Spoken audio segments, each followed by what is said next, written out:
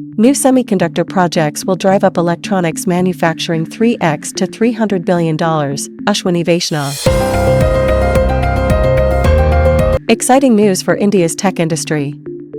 Welcome, everyone, to the latest tech news. Today, we have some groundbreaking developments coming straight from India's booming tech scene.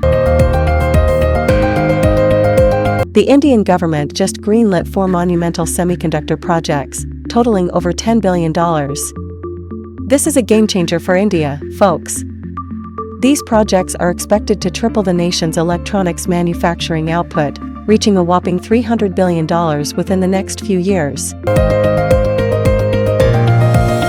India has long dreamed of becoming a major player in the global semiconductor market, and these cutting-edge projects mark a giant leap towards achieving that vision. One of the highlights is a groundbreaking joint venture between India's Tata Electronics and Taiwan's PowerChip. This collaboration will establish India's very first semiconductor fabrication plant. This is critical, as it will significantly reduce dependence on imported chips. The other projects involve industry giants like Tata Semiconductor Assembly and Test, and CG Power and Renesas Electronics.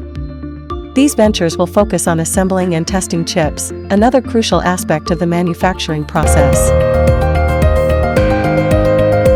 India's Minister for Electronics and Information Technology, Ashwini Vaishnaw, confidently predicts that these projects will triple the nation's electronics manufacturing output.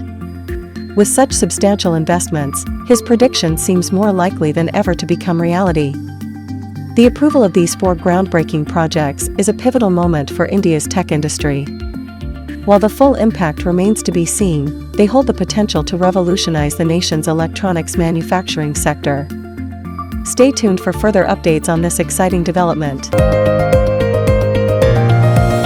Don't forget to subscribe for more inspiring tech news.